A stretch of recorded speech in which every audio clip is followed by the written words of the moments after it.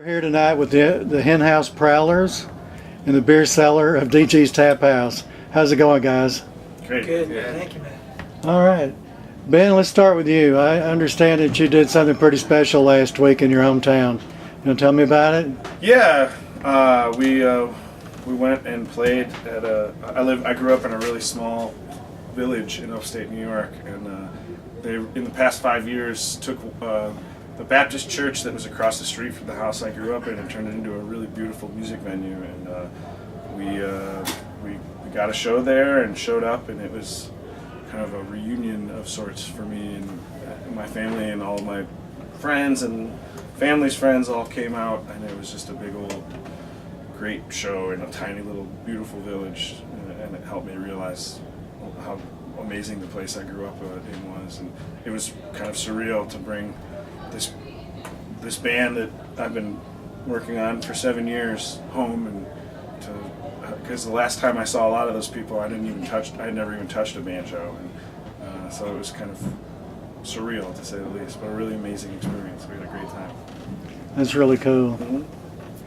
Mm-hmm. So I understand that tonight here at DG's Tap House is your first show on your second West Coast tour. Who wants to take that one? Yeah, we're on our way west. We were on the West Coast in February. Played from San Francisco. Played the San Francisco Old Time and Bluegrass Fest, and worked our way up the coast, and ultimately played at Wintergrass up near Seattle, which was a great experience. And so now we're going back. We're starting in Santa Cruz this time, and we'll hit Santa Cruz and San Francisco, and work our way up through Northern California and Oregon and Seattle. We had felt like we did some good groundbreaking last time on our West Coast, on our first West Coast tour. Uh-huh. So it's good to follow up and try to get some of those folks to come out and see us again. Yeah. Sounds like it's going to be a great trip. And you'll be on the road about 3 weeks?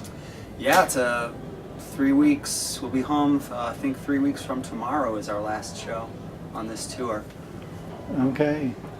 And then we're home for about a week, and then we go out for another 3 weeks. That's right. So, You told me you do about 220 shows a year, so I know you're not at home very much. we're not a lot. But you got to love what you do. Absolutely. Awesome. Well, speaking of which, I understand that you won the Rocky Grass Band Contest last summer, and that you're going to be doing something because of that. Yeah, we competed in both the Telluride and the Rocky Grass band competitions, and we were finalists in Telluride, and we got first place at Rocky Grass, and that means that we get to go and play on the main stage with all of the people that we look up to as our fellow musicians and influences. Yeah. So we're really excited. Well, congratulations on that. Thanks. I know that's a big deal. Yeah, it definitely helped open up some doors for us, and has made the past year very interesting, to say the least. It's kind of, when you win something like Rocky Grass, it's kind of one of the higher profile band contests in the bluegrass world, and it's like instant credibility in a way. People see that if people that pay attention to it and they see that you won it, it makes them pay attention to you. That's great. Yeah, we got a mention in the banjo newsletter.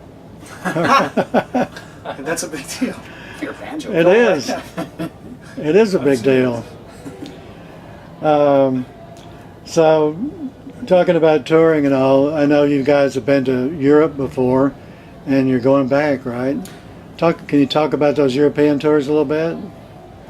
You want to talk about it? Well, Europe is a wonderful place to play music. It's a wonderful place to visit. And I had the good fortune of touring over there twice before. And when the opportunity for us came up to go over there, I was very excited. And it turned out to be everything I'd hoped for. And as a result, we'll be going back next year. And it's just an interesting thing, you know. They love American music.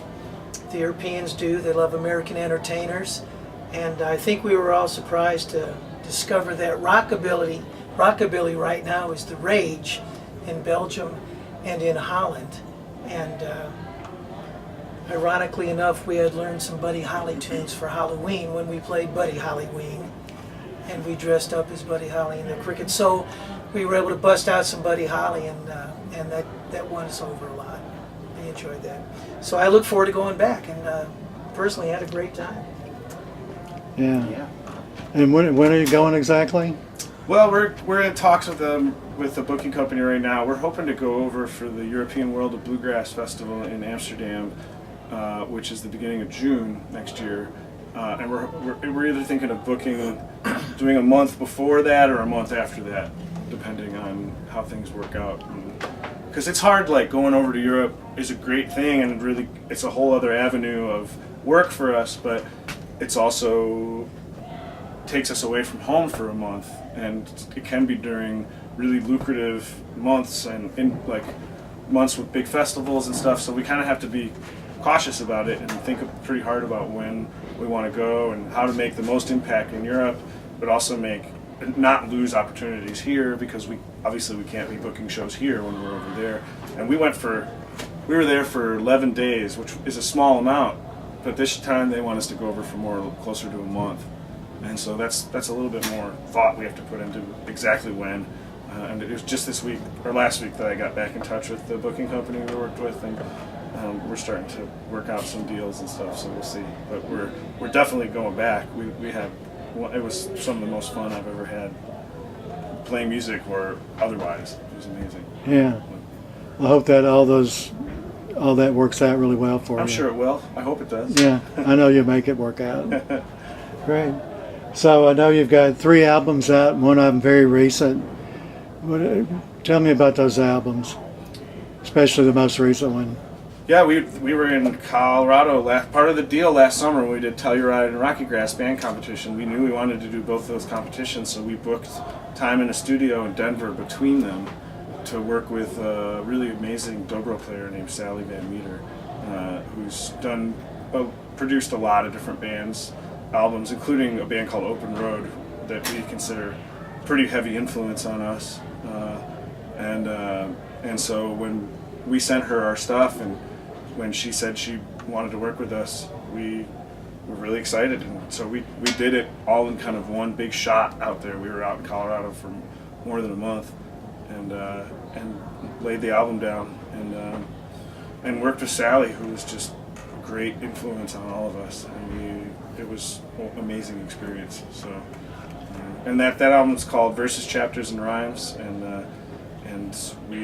that's part of the reason we're definitely supporting that, touring to support that album right now, and getting it out there as much as possible. So Okay. It's a good record. I know it. I'm going to get it. It's a good record for sure. Yeah. I was really happy And- with how it all worked out. Good. Before I forget it, where can people get those albums? You can get them, at any of our shows, of course, but also you can contact us through our website. You can get them on Amazon, you can get it on iTunes, CD Baby. you can hit us up on our Facebook page too, and we'll make sure you get one too. So. All right.